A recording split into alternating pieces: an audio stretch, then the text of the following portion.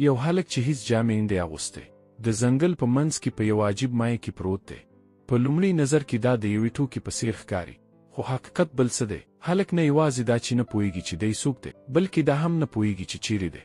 له څه موده سرګردانه ګرځېدو وروسته هغه د ښار طرف ته حرکت کوي، شاید هلته څوک مرسته ورسره وکړي. خو یوه لویه ستونزه شته چې هلک بهل کول لوست دی. هر څه د هغه له سترګو نوي ښکارېده، لکه هر څه چې لومړی ځل لیدلی وي. هغه چې کله ښار ته ځي خلک حیرانېږي او ټول ورته په بده ګوري. پولیس راغله، هلک یې په دې جرم ونیوی چې په ښار کې لوس ګرځېدی او هلک یې بند خونې ته یووړ. هلک نه خپل نوم پیژني او نه د پولیسو خبرې سم درک کولی شي. پولیس د هغه لپاره یو نوم ټاکي، کایل طبي معاینو ته بیول کیږي. د ټولې معاینې پر مهال دوه عجیب شیان ښکاره کیږي. لومړی د هغه بدن بهل کول کامل دی، نه کوم زخم لري نه هم کومه دانه. دویم تر ټولو حیرانونکی دا چې د هغه پر نس هیڅ نوم نشته. دا لیدل د ډاکټر لپاره هم حیرانونکی دي. تر هغه وخته چې د کایل د ازموینې راپورونه راځي، هغه د توقیف مرکز د خوړو تالار ته لیږدول کیږي. هلته نور هلکان خوراک کوي او کایل هڅه کوي چې له هغوی نه خوراک زده کړي. کایل د خوراک په اړه هیڅ نه پوهیږي. هغه یو هلک ته ګوري او هماغسې خوراک کوي، خو دا هلک فکر کوي چې کایل ورسره ټوکې کوي. دا خبره دومره لویږي چې د دواړو سره جنګ شي. وروسته کله چې ټول هلکان په انګړ کې وي، هماغه هلک کایل ته یو قوي سوک ورکوي. کایل لویږي، لږ وروسته د هغه پتلون لنډیږي. د هغه د عجیب چلند ساتونکي حیرانوي او نه پوهیږي چې څه وکړي. دوی د مرکز ارواپوه نیکول رابولي ترڅو د کایل پوښتنه وکړي او دا معلومه کړي چې ورسره څه شوي. کایل یو عجیب هلک دی، خو بخل کول بېګناه دی. نه د نړۍ دودونه پیژني، نه د خلکو طریقې پیژني، خو هر څه چې کوي پکې طبیعي وړتیا لري. نیکول ورته وایي چې یو څه رسم کړه. کایل لکه چاپګر د ځنګل دوه کسان چې سره نږدې وو په پوره مهارت رسموي. هغوی شاید یو داسې مینان وو چې یوازې ژوند کول یې غوښتل. نیکول حیرانېږي. کایل ته د نیکول په کور کې د اوسېدو اجازه ورکول کیږي ترڅو نیکول نورې څېړنې پرې وکړي. هغې ته شک دی چې کایل شاید له یوې سترې حادثې تیر شوی وي. له همدې امله یې حافظه له لاسه ورکړې ده. کله چې کایل د نیکول کور ته راځي، لور یې حیرانه کیږي. هغه له لامبلو راوتلی وي، یوازې تول یې پر ځان تاو کړی وي، او کله چې ناڅاپه یو نامعلوم هلک ویني ویریږي. دواړه د څو شیبو لپاره غلي پاتې کیږي. کایل داسې ښکاري لکه بلې نړۍ ته چې تللی وي. لور یې چندان پام نه ورته کوي، ځکه د خپل هلک ملګري سره په خبرو بوخته ده. لږ وروسته کایل له کوره بهر وځي، یو چوغکه ویني او بې له فکره یې تعقیبوي. هماغه وخت د ګاونډي له کوره خوږه موسیقي اوري. هلته ورنوځي او له یوې نجلۍ امانډا سره مخامخ کیږي. کله چې د امانډا موسیقي اوري، کایل ژاړي. نه پوهیږي چې ولې، خو له خپل ځای نشي خوځېدلی. امانډا چې شاته ګرځي، کایل د هغې له وېرېدلې مخه وېرېږي. بېرته منډه اخلي او د نیکول د کور تشناب ته ځان رسوي. په همدې حال کې د لوري ورور جاش د لوس انجونو یو مجله راوړي او په انځورونو خوند اخلي، خو نه پوهیږي چې بل څوک د تشناب په ټپ کې پټ دی. کله چې جاش کایل ویني، چیغې وهي او منډه کور ته وهي، خو په بیړه کې مجله د مور مخې ته لویږي. نیکول چې جاش ته سخته ملامتي ورکوي. په دې وخت کې د دروازې زنګ وهل کیږي، دروازه چې خلاصه کړي. د امانډا مور کارول ولاړه وي. هغه ډېره غوسه ده او غواړي چې د نن ورځې پیښه حل کړي. کارول سهار د خپلې لور سره راغلی و ترڅو کایل ته نصیحت وکړي، خو کله چې امانډا د کایل سترګو ته ګوري، دواړه یو بل ته حیرانېږي او همداسې ګوري. د دې لپاره چې خبره نوره خرابه نشي، کارول بیرته ځي او امانډا هم خپل کوټې ته ستنېږي. په هماغه شپه کله چې سټیفن راځي، نیکول هغه له کایل سره معرفي کوي او ورته وایي چې دا هلک به دلته د څو ورځو لپاره پاتې شي. د ماښام د ډوډۍ پر مهال یو عجیب خو حیرانونکی شی پیښیږي. کایل د لومړي ځل لپاره خبرې کوي، خو هغه الفاظ چې د هغه له خولې راوځي ډېر سپک وي. هغه څه یې تر خولې راوځي، کم څه چې په بند خونه کې هلکانو ویل. بې له دې چې فکر وکړي، هغه هماغه خبرې تکراروي چې لور یې له خپل هلک ملګري سره د ټلیفون پر لیکه کولې. ټول کور خاموش شي او هر څوک حیران شي کله چې معلومه شي چې لور یې له خپل هلک ملګري سره د والدینو له اجازې پرته د تختی پلان جوړ کړی و. د نیکول دواړو اولادونو لا هم په کایل قهر و، خو شپه پرته له بلې کومې پیښې پای ته ورسېده. سبا سهار نیکول کایل خپل دفتر ته بیایي څو د هغه سلا مشورې ته دوام ورکړي.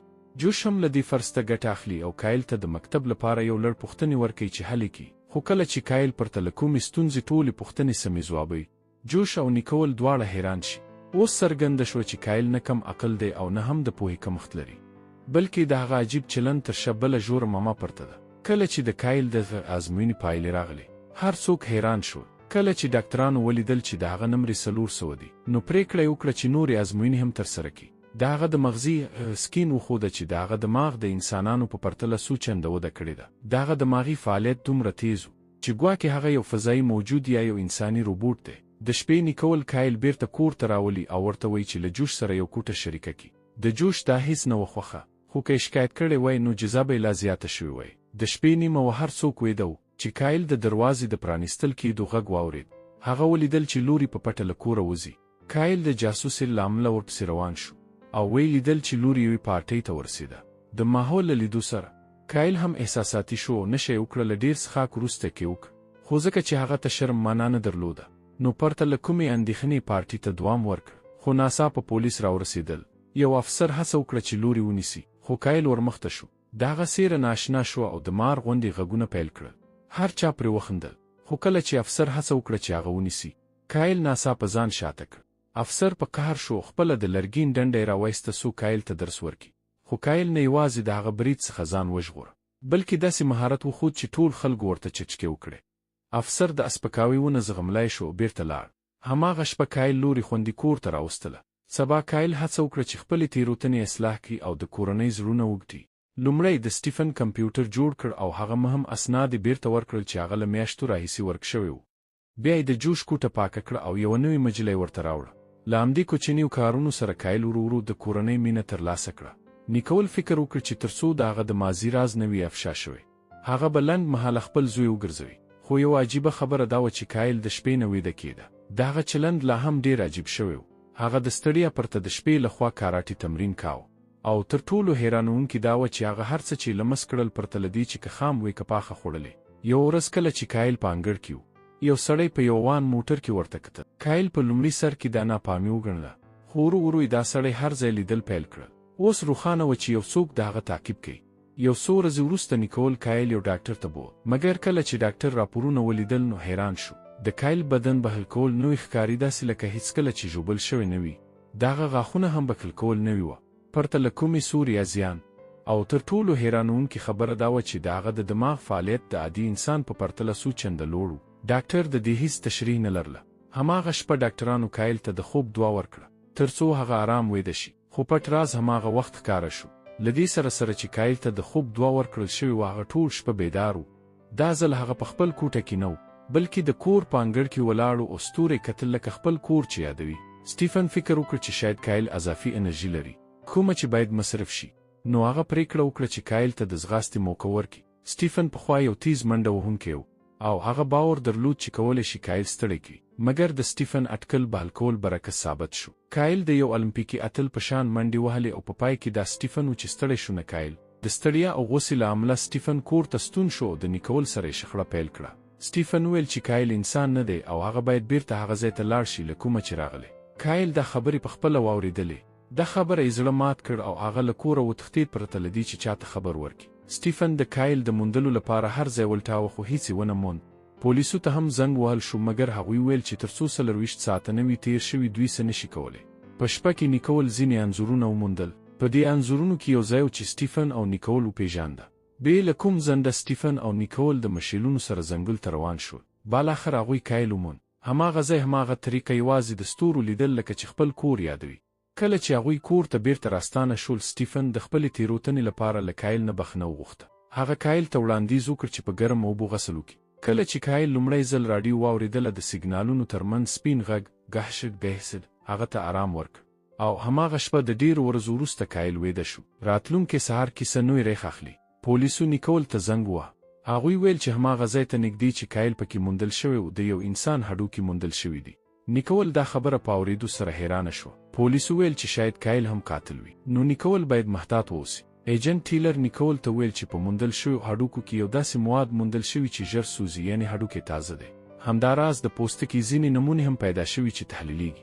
ټیلر غوښتل له کایل څخه پوښتنې وکړي، خو نیکول جهلهیب دا پوښتنه تر هغه ځنډ کړه تر څو کایل ویښ شي. کله چې کایل سهار ویښ شو، هغه هڅه وکړه چې تلویزیون وګوري، خو انټن مات شو. بې له ځنډه هغه د کور بام ته وخوت او انټن یې جوړ کړ. مګر کله چې بیرته ښکته کېده، له بام څخه یې ټوپ وواهه او اماندا دا هر څه په خپلو سترګو ولیدل. اماندا وډار شوه. هغې فکر وکړ چې کایل باید ژوبل شوی وي. د ویرې له امله د هغې ذهن خراب شو. موټر یې له کنټروله ووت. موټر مخامخ ولاړ او د کثافاتو لوی صندوق ته ولګېد. بیا کایل د هغې مخې ته راښکاره شو، بې له کوم زخم نه. اماندا حیرانه شوه ځکه چې هغې پخپله لیدلي و چې کایل له ډېر لوړ ځایه راولوېد مګر د هغه بدن ته هیڅ زیان نه و رسېدلی. کرول چې له کایل نه مخکې هم خوشحاله نه وه دا صحنه ولیده او سخت په غوسه شوه. د هغې لپاره د موټر زیان ډېر مهم و. په قهر کې کرول اماندا ته خبرداری ورکړ چې د هغې د موټر چلولو جواز به بیرته واخلي. خو بیا کایل مخکې ولاړ او ټول ملامتي پر ځان واخیسته. کرول لا پسې غوسه شوه او په لوړ غږ یې چیغې کړې چې زما له لور څخه لیرې اوسه. هماغه شپه سټیفن کور ته راستنېږي او له نیکول څخه غوښتنه کوي چې ورسره یوازې خبرې وکړي. هغه هغې ته وایي چې پولیسو ورته بله حیرانوونکې خبره کړې ده. هغه ورځ چې کایل وموندل شو یو بل سړی هم ورک شوی و. اوس نیکول او سټیفن لا زیات اندېښمن کېږي. خو د هر څه سره دوی نه پوهېږي چې یو بل کس د دوی ټولې خبرې اوري. هماغه سړی چې ټوله ورځ کایل تعقیباوه د یو لرې مایکروفون له لارې د دوی ټوله خبرې اوري. سبا سهار کله چې نیکول د هلکانو کوټه پاکوي د کایل لخوا جوړ شوي ځینې انځورونه ګوري. په دغو انځورونو کې یو ځانګړی نښه شته. کله چې هغې د انځورونه په دقت سره یو ځای کوي یو نښه ترې جوړېږي. هماغه نښه چې د جنایت په صحنه کې موندل شوې وه. اوس دا تایید شو چې کایل هلته او شاید یو ارتباط موجود وي. له بلې خوا اماندا د ژغورونکي لایف ګارډ دندې ته شروع کوي. کایل چې اوس یې اماندا خوښه شوې د یو پلان جوړوي چې ځان امدان هاوس ته وغورځوي ترڅو د اماندا پام ځان ته راواړي او هغه یې وژغوري. خو یوه کوچنۍ ستونزه رامنځته کېږي. خلک پرې خاندي او د هغه پلان په لوی شرم سره بدلیږي. هماغه ماښام اماندا د کایل د حال پوښتلو لپاره د نیکول کور ته راځي. نیکول یې دننه پرېږدي. خو کله چې اماندا د کایل کوټې ته داخليږي کایل هلته نه وي. په همدې وخت کې اماندا د کایل ټول انځورونه ویني. دې ته داسې ښکاري چې کایل ورسره یو څه زیات لیوالتیا لري. خو سبا اماندا بیا کایل د هاوس پر غاړه ویني. دا ځل اماندا خپله ترې مرسته غواړي ترڅو ورزده کړي چې څنګه لامبو ووهي. د څو ابتدایي لارښوونو وروسته کایل د ماهي غوندې په اوبو کې لامبو ووهي. ټول خلک حیران پاتې کیږي او اماندا هم ورته ګوته په غاښ کیږي. له همدې ځایه اماندا کایل ته بلنه ورکوي چې کله یې والدین په کور کې نه وي دوی یو ځای وخت تیر کړي. کله چې دواړه د کایل کور ته رسیږي اماندا د خپل پلار ځینې انځورونه راوباسي چې څو ورځې وړاندې وفات شوی و. حیرانوونکې خبره دا وه چې د هغه انځورونه د کایل له انځورونو سره یو شان وو. دا هماغه دلیل و چې اماندا یې کور ته بللی و. وروسته کایل پرېکړه کوي چې اماندا ته یو ښکلی ډالۍ جوړه کړي. هغه د خپلې او د اماندا د پلار د انځورګرۍ سبکونه یو ځای کوي او یو عالي انځور جوړوي. اوس یوازې جرئت ته اړتیا لري چې دا ډالۍ اماندا ته ورکړي. هماغه ماښام په یو میلمستیا کې چیرې چې کایل غوښتل اماندا ته خپل احساسات ښکاره کړي. د هغه پلان په بشپړ ډول خرابېږي. اماندا له خپل هلک ملګري چارلي سره میلمستیا ته راځي چې دا د کایل لپاره یو سخت ټکان. د هغه ټول پلان چې د خپلې مینې د څرګندولو لپاره یې جوړ کړی و ناکامېږي. هماغه شپه کایل ډېر خپه و. یوازې یو پوښتنه یې په ذهن کې وه. زه څوک یم؟ ولې یوازې هغه ځنګلونه او ستوري زما په یاد دي؟ سبا نیکول کایل ته وایي چې هغې یو ملګری رابلی چې د هغه حافظه ازمایي. کایل دې ته چمتو او ناسته پیلېږي. د هیپنوټیزم پر مهال کایل په خپل ذهن کې د هماغې شپې ځنګل ته ستنېږي. هلته هغه هماغه سړی ویني چې تل یې تعقیب کاوه. دا سړی له بل چا سره جګړه کوي. ناڅاپه هغه سړی پر بل کس ډز کوي او تښتي. بیا ناڅاپه کایل د هغه نوم اخلي، تام فاست. کله چې نیکول دا نوم اوري نو حیرانه شي. هغې ته یادېږي چې کله هغه د پولیسو دفتر ته تللی و دا نوم یې هلته اورېدلی و. تام یو نوی افسر و چې د ښار ته راغلی و. دا لا نورې پوښتنې راپورته کوي. نیکول کایل ته وایي چې هر څه چې ولیدل باید انځور یې جوړ کړي. کایل پرته له کومې تېروتنې یو دقیق انځور رسموي. د سړي مخ ښکاره او روښانه و. څو ورځې وروسته هماغه انځور په ورځپاڼه کې خپرېږي. د سړي نوم فیلډمن و چې د پوهنتون یو استاد و او د انسان د حافظې متخصص و. اوس دا تایید شوي و چې هغه هډوکي چې په ځنګل کې موندل شوي و د فیلډمن و. اوس لویه پوښتنه دا وه د فیلډمن او کایل ترمنځ څه اړیکه وه. د دې پوښتنې د ځواب موندلو لپاره کایل پوهنتون ته د تګ پرېکړه کوي. هلته د یوې سترې حیرانتیا سره مخ کېږي. کله چې کایل د یو عکس سره مخامخ کېږي چیرته چې د فیلډمن شاګردان ولاړ دي ذهن یې ګډوډېږي. په عکس کې یو هلک و چې هغه هلک بل څوک نه بلکې کایل و. خو کله چې د فیلډمن مرسته کوونکي هولي ته ورشي هغه هیڅ د کایل په اړه نه پوهېږي. هولي وایي چې هغې له کلونو راهیسې له پروفیسر فیلډمن سره کار کړی خو کایل یې هیڅکله نه دی لیدلی. کایل هغې ته عکس ښیي. هولي لږ مغشوشه ښکاري خو بیا هم توافق کوي چې د حافظې ځینې ازموینې له کایل سره وکړي. او دلته یو بل حیرانوونکی شی پیښیږي. کایل په هرې ازموینې کې 100 نمرې اخلي. هولي حیرانېږي. دا لومړی ځل و. په خوښۍ هولي وایي چې د فیلډمن تحقیق د انسان د ذهن محدودیت ماتولو په اړه و. انسانان یوازې 10% خپل دماغ کاروي خو فیلډمن غوښتل ثابته کړي که چیرې ټول دماغ فعال شي انسانان هر څه کولی شي. او اوس یوه خبره یقیني وه. کایل د دې څېړنې ژوندی ثبوت و او شاید همدا وجه وه چې فیلډمن وژل شو. هولي هغه د فیلډمن کونډې ته بیایي چې کایل ته اجازه ورکوي چې د هغه زوړ اسناد وګوري. هلته کایل او لور یو بل حیرانونکی کشف کوي. یو څه رسمونه چې پکې هماغه پټ رمز موندل شوی کوم چې د جرم په ځای کې هم و، خو د دې سربیره یو بله خبره هم د دوی پام راجلبوي. په ډېرو ځایونو کې یو شمیره بیا لیکل شوی. دوی فکر کوي چې دا ممکن همغږې شمیرې وي. د دې معلومولو لپاره چې دا شمیرې څه استازیتوب کوي، دوی د انټرنیټ له لارې پلټنه پیلوي. همدا وخت د سټیفن ټلیفون زنګ وایي. هغه اندېښمن شي او له دوی پوښتنه کوي چیرې دي. لوري له خپل پلار څخه غوښتنه کوي چې د دې همغږې شمیرې حقیقت معلوم کړي. یوازې څو دقیقې وروسته سټیفن بیرته زنګ وایي. څه چې هغه وویل د ټولو یې حیران کړه. دا شمیرې د یوې حکومتي ودانۍ دي چې د پوست تر کنټرول لاندې ده. دا یوازې یوه عامه ودانۍ نه ده، بلکې یو ډېر پټ او سخت ساتل شوی مرکز دی. د دې حقیقت معلومولو لپاره د فیلډمن د زده کوونکو د ډیټا په مرسته کایل د ودانۍ تر څنډې رسیږي. هلته کایل پریکړه کوي چې یوازې ولاړ شي. هغه د امنیت کټارې ته پورته کیږي. یوه ماسک اغوستی کس پرې برید کوي، خو همدلته د شپې د کراټې او تمرینونه یې ورته ګټه رسوي. کایل خپل ځان دفاع کوي او د هغه ماسک لرې کوي. هغه مخ چې د مخې ته راځي د ته حیرانونکی ښکاري. دا هماغه سړی دی چې هغه مخکې لیدلی و. کایل ته یادېږي چې دا کس هماغه شپه هلته و کله چې ډزې وشوې. خو ټام فاس چې یو عام سړی ښکارېده، په حقیقت کې بل څه و. هغه کایل ته وایي که ژوندی پاتې کېدل غواړي پر ما باور وکړه. ټام فاس یو عادي سړی نه دی. هغه خبرداری ورکوي که کایل د خپل تیر په اړه د لا ډیر پوهېدو هڅه وکړي، د هغه د نوي کورنۍ ژوند به په خطر کې شي. هر ګام چې ته د حقیقت معلومولو لپاره اخلي، ستا د عزیزانو لپاره د مرګ زنګ کېدی شي. د وتلو پر مهال ټام فاس وروستی خبرداری ورکوي که ته نه درېږي دوی به ستا ټوله کورنۍ وژني. په هغه شیبه کې کایل پریکړه کوي چې باید د ټام خبرې ومني. هغه له هغه ځایه تختی پریکړه کوي چې نور پلټنه ونه کړي. خو دا ډېره ناوخته وه. د حکومتي ودانۍ امنیتي کمرو کایل ولید او یو اجنټ هغه ایکسپروژې کړنماوه. کله چې نیکول کور ته راګرځي، تصمیم نیسي چې کایل روغتون ته بوځي ترڅو یې ټپونه تداوي شي. خو روغتون ته له رسېدو سره سم یو نااشنا جوړه راځي او ځان د کایل اصلي مور او پلار معرفي کوي. دوی وایي چې د خپل زوی اخیستلو ته راغلي دي. دوی عکسونه، اسناد او شواهد لري چې دا ثابتوي چې دوی واقعاً د کایل رښتینی مور او پلار دي. حتی د هیچر ازموینه هم تاییدوي چې کایل د دوی زوی دی. خو کایل ته دا هر څه سم نه ښکاري. هغه د نیکول او خپلې نوې کورنۍ پرېښودو ته نه چمتو کیږي. هماغه شپه کایل بیرته ټام فاس ته ورځي. هغه غواړي په حقیقت پوه شي ولې دوی دلته راغلي دي. او تر ټولو مهمه پوښتنه دا ده، آیا دا هماغه خلک دي چې ټام یې په اړه خبرداری راکړی و؟ ټام بیرته نه ګرځي، بلکې نیغ په نیغه حقیقت ورته وایي. او دا هماغه خلک دي. دا کسان کولی شي د هدا شواهد په اسانۍ سره جوړ کړي. ټام هم کایل ته وایي چې که غواړي حقیقت معلوم کړي نو باید یو خوندي ځای ته ولاړ شي. مګر کله چې دوی خبرې پیل کوي، ناڅاپه د ټوپک یو ضرور غږ اورېدل کیږي. کایل د خپلو چټو عکس العملونو په مرسته له مرمۍ نه ځان باسي، خو ټام په اوږه لګېږي. اوس دواړه باید له دې ځایه وتښتي. یو تک تیر انداز پرلپسې پر دوی ډزې کوي. له ډېرې سختۍ وروسته دوی یو خوندي ځای ته رسېږي. هلته ټام بالاخره کایل ته ټوله حقیقت وایي، خو د زیږیدل د ساتلو لپاره موږ لا تر اوسه هیڅ نه پوهېږو. بله ورځ سهار کایل خپل کور ته راستنېږي. هلته د خپلو اصطلاحاً بیولوژیکي والدینو سره ویني او یو عجیبه خبره کوي. هغه وایي زما هر څه یاد شوه. اوس زه پوهېږم چې تاسو رښتیا هم زما مور او پلار یاست. او بیا د ټولو په مخ کې وایي چې چمتو دی له دوی سره اصلي کور ته لاړ شي.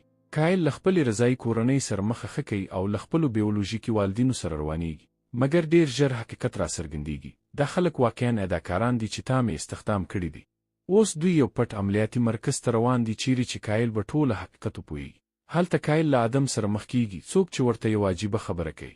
ته یو کلون یې؟ کایل حیرانېږي. ادم وضاحت ورکوي چې پروفیسر فیلډمن یو داسې تکنالوژي ایجاد کړې وه چې د انسان وړتیاوې لوړې کوي. مګر هغه دا تکنالوژي حکومت ته وپلورله او همدا د جګړې سبب شو. بیا ادم بله عجیبه خبره کوي. کایل ته وایي چې ته زما د ژوند هڅه یعنې بدن ستا دی او ژوند او یادونه زما دی. ادم یو میلیارډشر دی چې تل د ابدیت لاره لټوله او غوښتلې چې بشریت خپلې محدودې ماتې کړي. مګر اوس د جګړه د حکومت سره ده. او تر ټولو ستره خبره دا ده چې کایل یوازینی تجربه نه ده. د پلار پروجیکټ لډ لا هم د حکومت په ولکه کې دی او د بیا فعالېدو مرحله بشپړېدو ته نږدې ده. اوس ډېر پرمختللي کلونونه چمتو کیږي چې د تکنالوژۍ د نیولو لپاره جګړه پیل کړي. په همدې حال کې کایل ته یوه نوې دنده سپارل کیږي. اوس هغه د ادم تر امر لاندې د یوې ډلې مشر ټاکل کیږي او له دې سره د دې کیسې لومړی فصل پای ته رسیږي.